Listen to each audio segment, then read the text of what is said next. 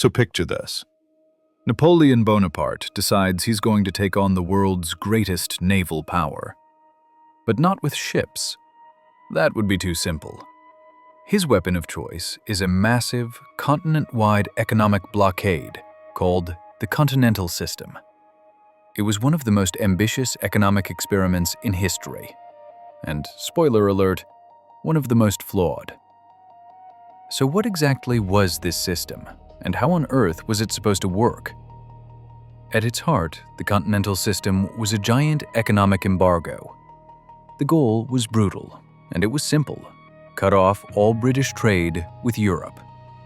The thinking was that if Britain's merchants couldn't sell their goods, the entire British economy would grind to a halt, forcing them to sue for peace on Napoleon's terms.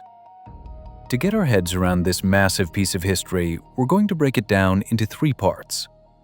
First, we'll look at the actual rules, the architecture of the blockade itself. Then we'll dig into the contradictions that were baked into the system from day one. And finally, we'll explore the huge, unintended consequences that rippled across the world. All right, let's dive into the architecture of this thing. The whole system was built on a series of legal decrees, and it all kicked off with the big one, the Berlin Decree of 1806. Right off the bat, the Berlin Decree was absolute.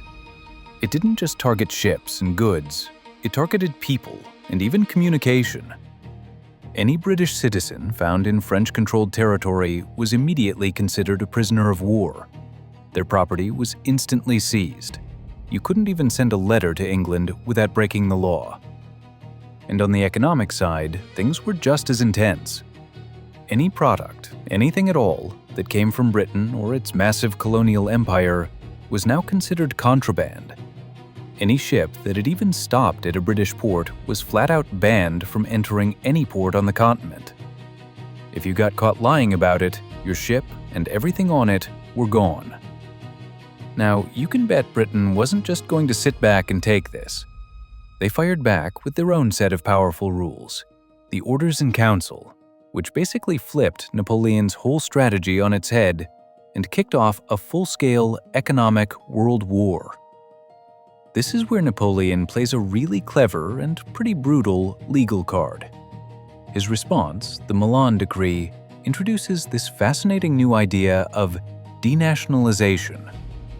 The concept was that if you complied with British rules, you weren't just helping the enemy, you were effectively becoming the enemy. The logic here was savage. Imagine you're the captain of a neutral American ship. If you let the British search your vessel or you pay one of their taxes, boom, in the eyes of France, you're no longer American.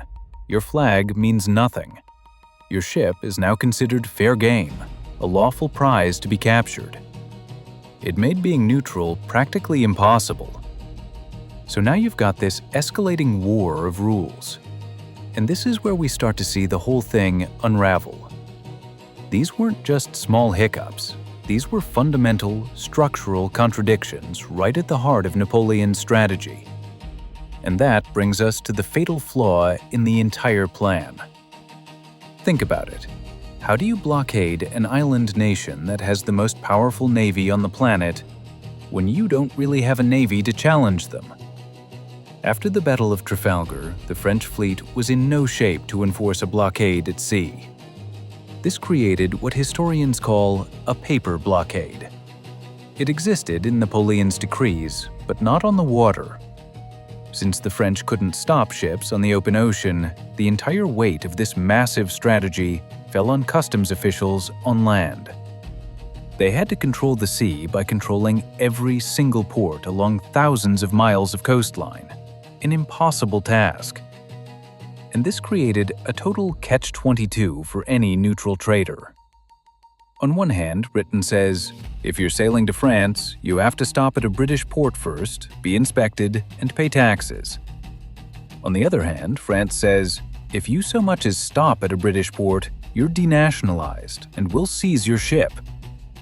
See the problem? It wasn't just hard to trade legally, it was literally impossible. Obey the British and the French take your ship. Obey the French and the British take your ship. legal trade with the continent simply stopped.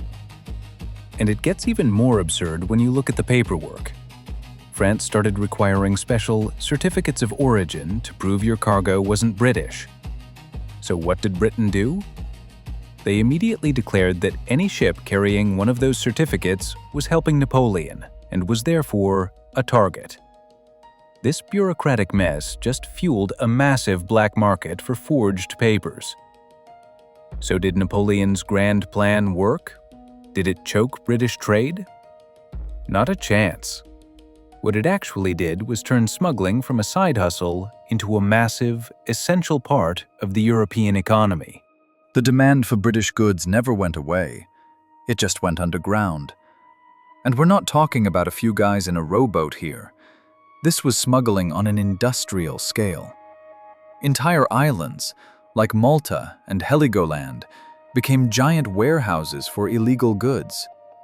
You even had allies like Sweden fighting a phony war, officially enemies of Britain, but secretly letting the Royal Navy use their ports for smuggling runs.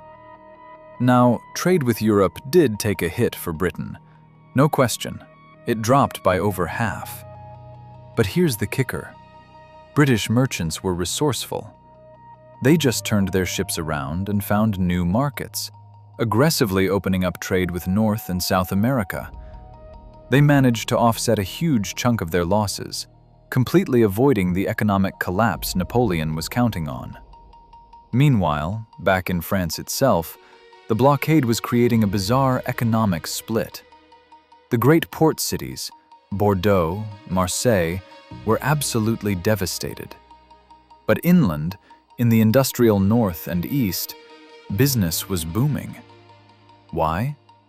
Because their biggest competitor, cheap British goods, was suddenly gone.